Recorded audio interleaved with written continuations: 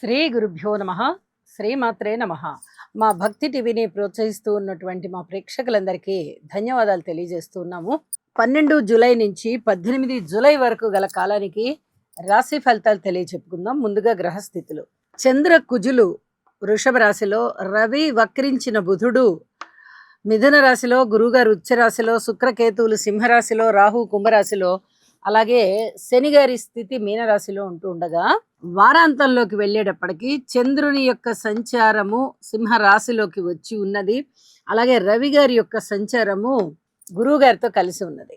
ఇక ఈ వార ప్రారంభపు ఫలితాలు ఏ విధంగా ఉన్నాయి గ్రహస్థితులను పరిశీలించినట్లయితే అనుకుంటే, చంద్రుని యొక్క స్థితి సంచారము ఉచ్చలో ఉంటూ కుజునితో ఉంది.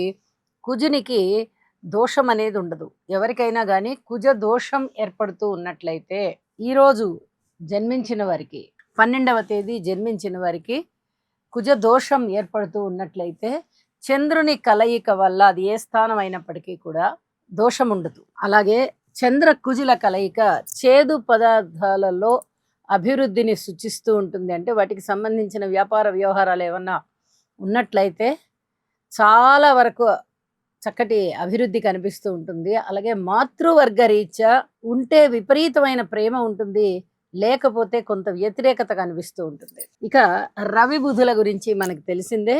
బుధ ఆదిత్య యోగం అనేది ఒకటి తెలియజెప్తూ ఉంటాము.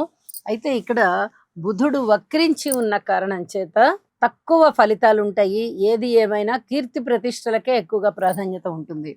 అలాగే శుక్రకేతువుల యొక్క స్థితి సింహ రాశిలో ఉంటూ రాహు గారి యొక్క దృష్టిలో ఉంటున్న కారణం చేత ప్రేమ వ్యవహారాలకి చాలా దూరంగా ఉండాలి.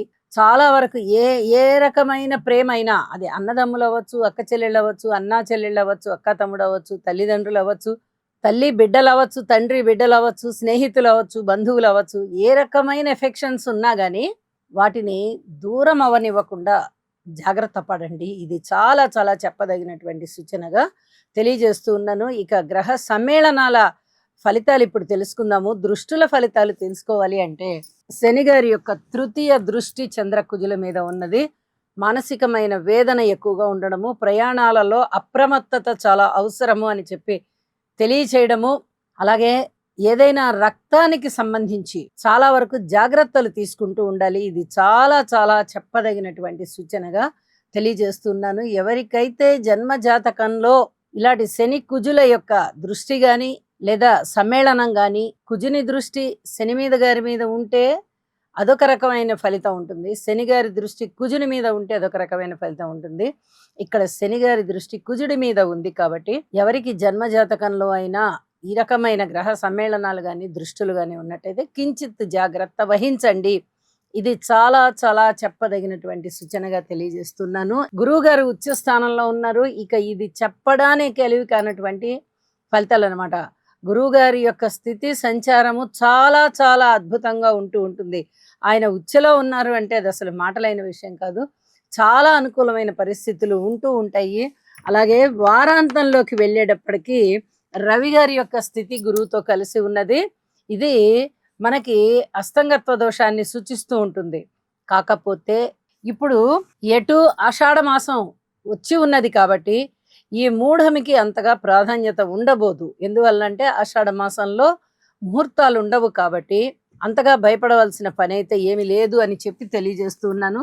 చంద్రుని యొక్క గమనము శుక్రాచార్యుల వారితో కలిసి ఉన్నందువల్ల లలిత కళలలో చాలా వరకు అభివృద్ధి కనిపిస్తూ ఉంటుంది. చక్కటి ప్రదర్శనలు ఉంటాయి, మానసికోల్లాసం ఎక్కువగా ఉంటుంది అని చెప్పి తెలియజేస్తున్నాను. పరిహారాల విషయానికి వచ్చేటప్పటికి శని కుజ స్తోత్రాలు తప్పనిసరిగా చదువుకోవాల్సిందిగా సూచన చేస్తున్నాను. కుజుని యొక్క 4వ దృష్టి కూడా శుక్రాచార్యుల వారి మీద ఉంటుంది. ఇప్పటికే చెప్పి ఉన్నాను, ప్రేమికుల విషయంలో జాగ్రత్తగా ఉండాలి, ప్రేమ విషయంలో ఎవరితోనైనా ఎఫెక్షన్స్ విషయంలో జాగ్రత్తగా ఉండాలి. కాబట్టి కుజుని స్తోత్రాలు, శుక్రాచార్యుల వారి స్తోత్రాలు, శని గారి స్తోత్రాలు తప్పనిసరిగా పఠించండి అని చెప్పి తెలియజేస్తూ ఇక రాశుల్లోకి వెళ్దాము. తులారాశి. తులారాశి వారికి ఈ వారం రోజుల కాలంలోనూ గ్రహస్థితులు ఏ విధంగా ఉన్నాయి అని పరిశీలన చేస్తే 3 గ్రహాల యొక్క అనుకూలత కనిపిస్తూ ఉన్నది. షష్ఠ స్థానంలో శని గారి యొక్క సంచారం బాగుందండి. అలాగే లాభ స్థానంలో శుక్రకేతువుల యొక్క సంచారం బాగుంది. వెరసి 3 గ్రహాల యొక్క ఉనికి చాలా బావుంటూ ఉండగా, వీరికి శని గారు గాని, అలాగే కేతువు గాని 2 దీర్ఘకాల సంచారం చేసే గ్రహాలే అవుతూ ఉన్నప్పటికీ, మిగతా 6 గ్రహాల యొక్క ఉనికి వ్యతిరేకమవుతోంది. కాబట్టి తప్పనిసరిగా పరిహారాలైతే చెయ్యాలి.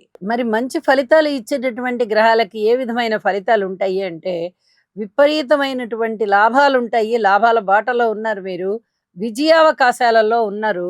ఇవి 2 కూడా మీకు చాలా చాలా ఆనందాన్నిచ్చే అంశాలే. 2 ధనానికి సంబంధించినవి, కీర్తి ప్రతిష్టలకు సంబంధించినవి, విజయావకాశాలకి సంబంధించినవి. మరి వాక్కు ఎలా ఉంటుంది? జాగ్రత్తగా ఉండాల్సిందే వాక్కు విషయంలో. అన్నదమ్ముల యొక్క సహాయ సహకారాలు చాలా చాలా జాగ్రత్తగా ఉండాలి. అంత పూర్తిగా అనుకూలత లేదు. మాతృవర్గ రీత్యా కొంచెం బావుంది అన్న మాటే గాని పూర్తిగా అనుకూలత కనబడబోవడం లేదు. మరి సంతాన విషయంలో సంతానం ప్రకారంగా ఇంకా మీరు పూర్తి ఓర్పు కలిగి ఉండాల్సిందే తప్ప, ఇంత మాత్రం బావున్నారులే సంతానం అనుకోవడానికి కూడా లేదు. ఇంకా కొన్ని రోజులైతేనే గాని మంచి మార్పులు రావు అని చెప్పి తెలియజేస్తున్నాను. అలాగే భార్యాభర్తల అన్యోన్యత విషయంలో కూడా సంయమనం పాటించి ఉండాలి. ఇంకా ఏ రకమైన ఫలితాలు, శుభ ఫలితాలు కనబడబోవడం లేదు. దూర ప్రాంత ప్రయాణాల విషయంలో కూడా సంయమనం పాటించాల్సిందే. వెళ్ళాల్సి వస్తుంది, కానీ ఖర్చులు ఎక్కువగా ఉంటాయి. కానీ శారీరక శ్రమ ఎక్కువగా ఉంటుంది. ఫలితం అయితే అంత ఎక్కువగా కనబడబోవడం లేదు. అలాగే పితృవర్గ రీత్యా ఇంకా కొంచెం శారీరక పరమైన కష్టం ఉంది తండ్రి గారికి గాని అని చెప్పి తెలియజేయబడుతుంది. ఉద్యోగ జీవితంలో పూర్తిగా మీరు ఓర్పు కలిగి ఉండాలి. పై అధికారుల యొక్క మందలింపులు మీకు ఉండేటటువంటి పరిస్థితి కనిపిస్తోంది. ఇక్కడ స్త్రీల విషయంలో పూర్తిగా అనుకూలత రాబోవడం లేదు. ఓర్పుగా ఉండాలి. విద్యార్థుల విషయంలో కూడా చాలా బాగుంది అని చెప్పడానికి రావట్లా. బావుంది అని చెప్పొచ్చు. అంటే నాట్ బ్యాడ్ అంటాం గదా! అలా నాట్ బ్యాడ్ అన్నట్టుగా ఉంది. అయితే కృషి చెయ్యండి. విద్య మటుకు చాలా బాగా వచ్చేస్తుంది. జ్ఞాపక శక్తి పెరుగుతుంది. మీరు చేసేటటువంటి కృషిలోనే దాగి ఉన్నది ఉన్నదంతా. ఇది చెప్పదగినటువంటి సూచనగా తెలియజేస్తున్నాను. కార్మికులు, కర్షకులు, నేత పని వారు, చేతి వృత్తుల వారు, వారికి ఎంత కష్టపడతారో ఆ కష్టానికి సరిపడా ధనమొస్తుంది అని చెప్పి తెలియజేస్తున్నాను.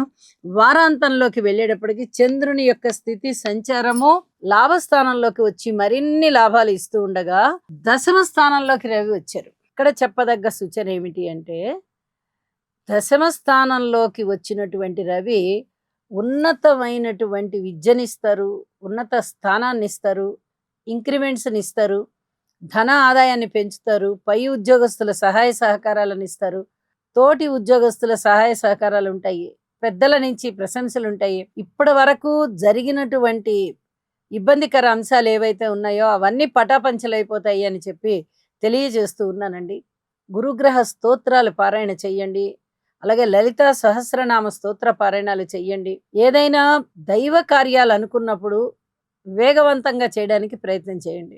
ఆలయాలకి వెళ్ళి కొంత సేవ చేసి రండి. ఆశ్రమానికి వెళ్ళి కొంత సేవ చేసి రండి. వీలైతే మీ సద్గురువుల యొక్క దర్శనం చేసుకుని వారి ఆశీస్సులు పొందండి. ఇది చాలా చెప్పదగినటువంటి సూచనగా తెలియజేస్తున్నానండి. నవగ్రహ స్తోత్ర పారాయణాలతో పాటుగా లలిత సహస్రనామ స్తోత్ర పారాయణ కూడా చెయ్యండి. విడవకుండా చేయండి. మరిన్ని మంచి ఫలితాలు ఉన్నాయి. శుభం.